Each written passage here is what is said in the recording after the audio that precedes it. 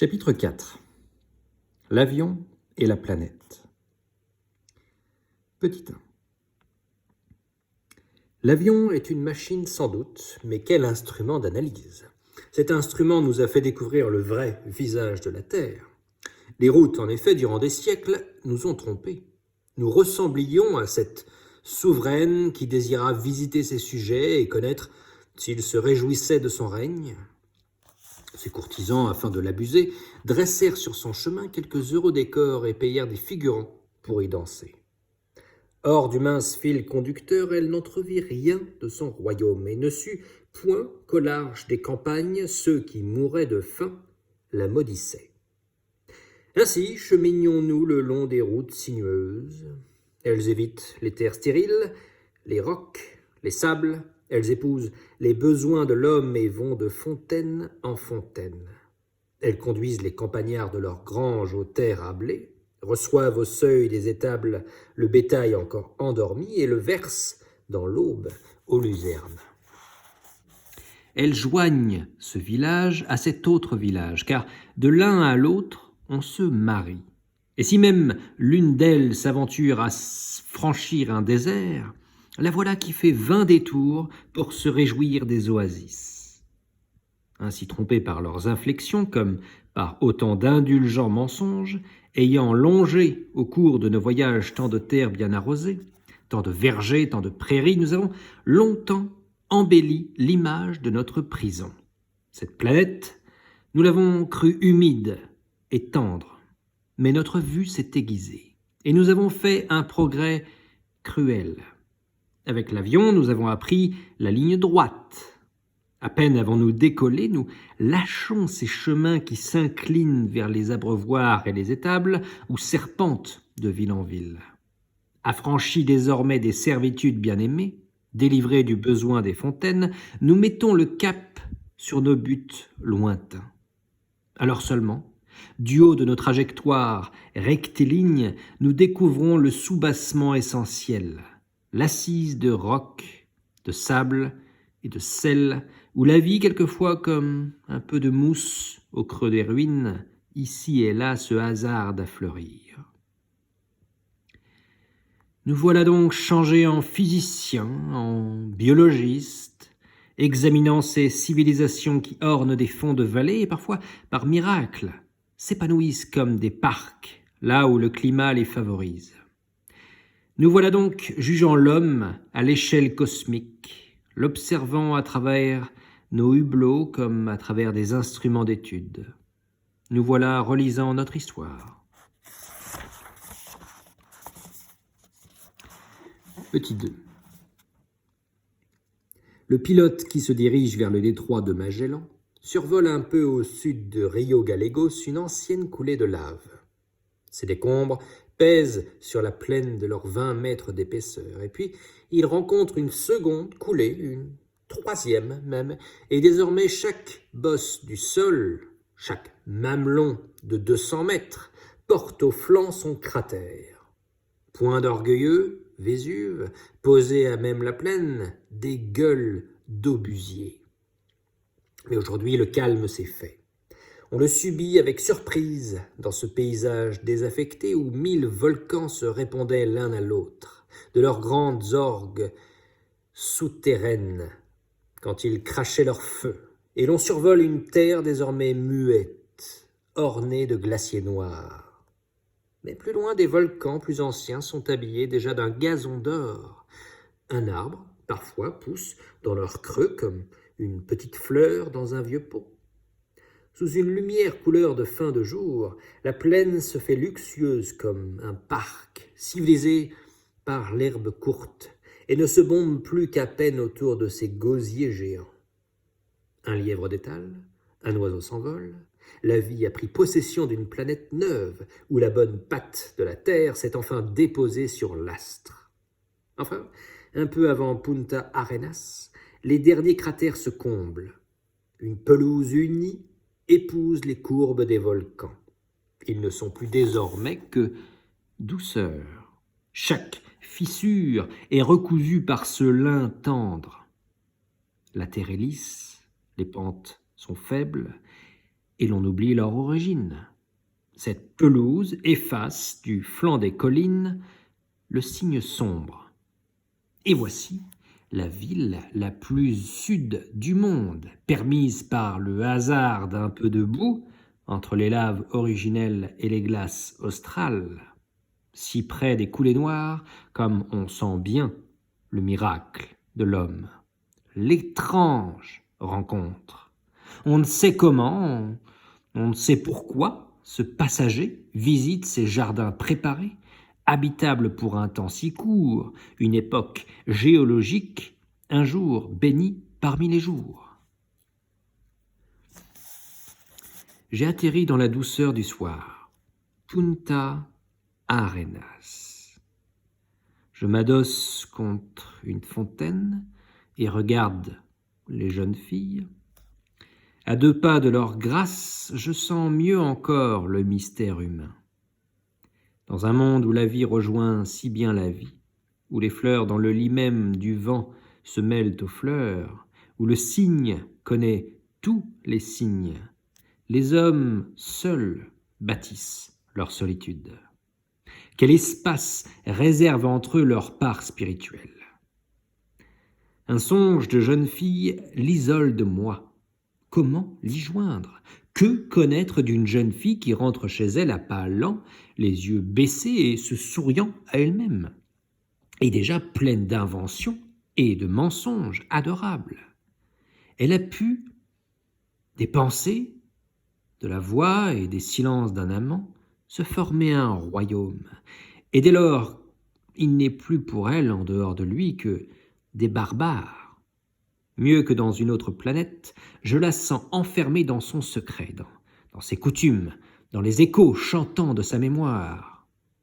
Née hier de volcans, de pelouses ou de la saumure des mers, la voici déjà à demi divine. Punta Arenas. Je m'adosse contre une fontaine, des vieilles viennent y puiser. De leur drame, je ne connaîtrai que ce mouvement de servante. Un enfant, la nuque au mur, pleure en silence. Il ne subsistera de lui, dans mon souvenir, qu'un bel enfant, à jamais inconsolable. Je suis un étranger, je ne sais rien, je n'entre pas dans leurs empires. Dans quel mince décor se joue ce vaste jeu des haines, des amitiés, des joies humaines? D'où les hommes tirent-ils ce goût d'éternité, hasardés comme ils sont sur une lave encore tiède et déjà menacée par les sables futurs, menacée par les neiges? Leurs civilisations ne sont que fragiles dorures. Un volcan les efface, une mer nouvelle, un vent de sable.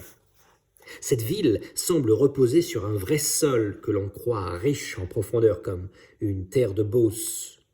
On oublie que la vie, ici comme ailleurs, est un luxe et qu'il est nulle part de terre bien profonde sous le pas des hommes. Mais je connais, à 10 kilomètres de Punta Arenas, un étang qui nous le démontre.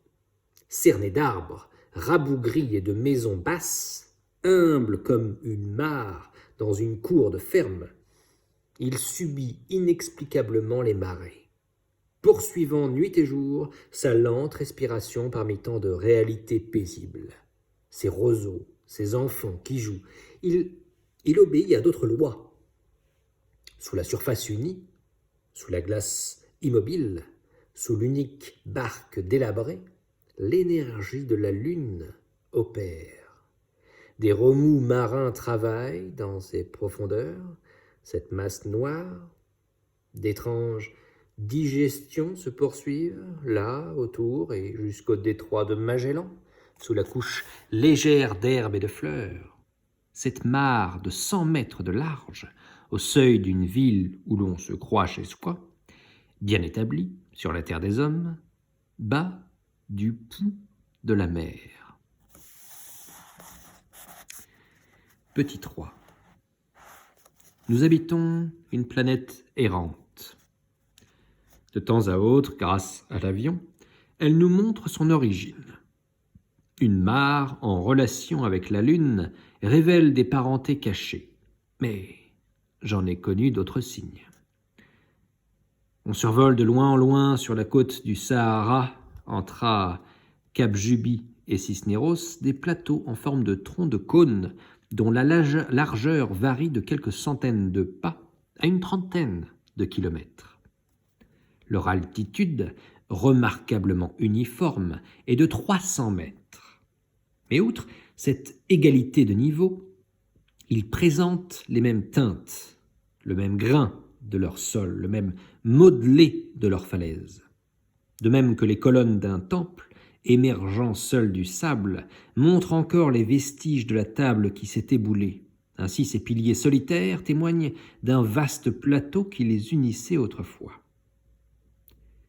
Au cours des premières années de la ligne Casablanca-Dakar, à l'époque où le matériel était fragile, les pannes, les recherches et les sauvetages nous ont contraints d'atterrir souvent en dissidence.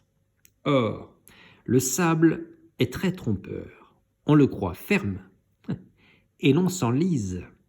Quant aux anciennes salines qui semblent présenter la rigidité de l'asphalte et sonnent dures sous le talon, elles cèdent parfois sous le poids des roues. La blanche croûte de sel crève alors sur la puanteur d'un marais noir. Aussi, choisissions-nous, quand les circonstances le permettaient, les surfaces lisses de ces plateaux. Elles ne dissimulaient jamais de pièges. Cette garantie était due à la présence d'un sable résistant aux grains lourds, amas énormes de minuscules coquillages. Intacts encore à la surface du plateau, on les découvrait qui se fragmentaient et s'aggloméraient à mesure que l'on descendait le long d'une arête. Dans le dépôt le plus ancien, à la base du massif, il constituait déjà du calcaire pur. Or, à l'époque de la captivité de Rennes et Serres, camarades dont les dissidents s'étaient emparés, il se trouva que, ayant atterri sur l'un de ces refuges afin de déposer un messager mort, je cherchais avec lui, avant de le quitter, s'il était un chemin par où il pût descendre. Mais notre terrasse aboutissait, dans toutes les directions, à une falaise qui croulait à la verticale dans l'abîme avec des plis de draperie. Toute évasion était impossible. Et cependant, avant de décoller pour chercher ailleurs un autre terrain, je m'attardai ici. J'éprouvais une joie, peut-être puérile, à marquer de mes pas un territoire que nul jamais encore, bête ou homme, n'avait souillé.